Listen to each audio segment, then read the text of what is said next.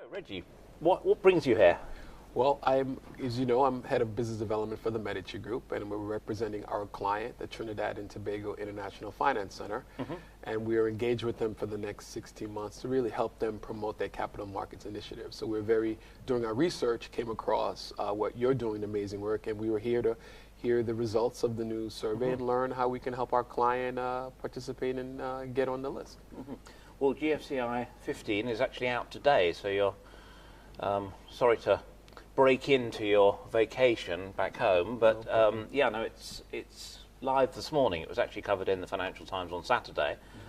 Press release went out in the middle of the night on Saturday, and I'm already receiving lots and lots of Google news flashes saying it's been covered all over the world. We've had from Sydney to Korea to the US, and it's been very good. Of course, the interest at the moment is the story that journalists and people can latch on to, which is that New York has overtaken London. But I think the big stress really has to be that it's only by 2 points on a scale of 1,000.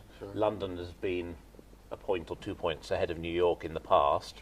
So it's not a sort of seismic shift. It is just that London has actually fallen more points than any other city in the top 50. And I think that's the thing that we need to... It needs to be a sort of wake-up call, if you like, for London. I mean, there are all sorts of things, all sorts of problems that have been going on for a while, but have now reached a sort of tipping point, if you like.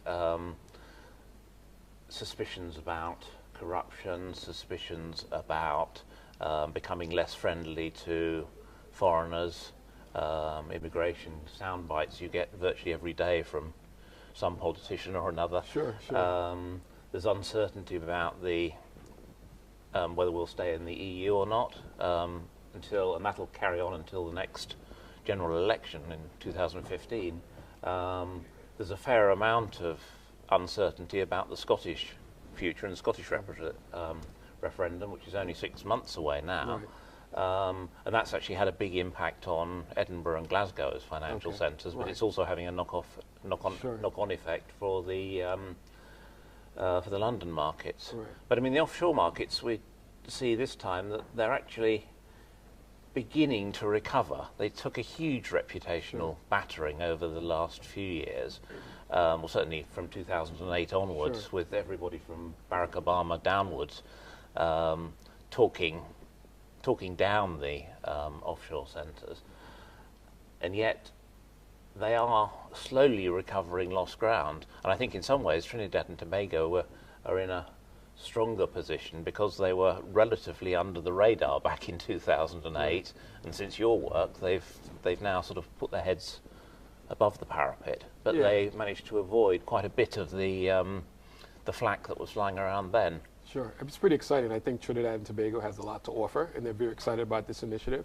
And we're excited to see where we can position them in the next 16 months to really make headway to potentially make the list. So we're very excited to be here, and we're continuing doing the great work that you're doing. Well, the first thing we need to do is to get you onto the GFCI questionnaire so that people can actually start assessing the centre from their own experience. So we'll be working on that. Great. Thank you very much. Thanks Not for at the all. invitation. Good to see you. Thank you. Alrighty. And enjoy the rest of your holiday. Thank you.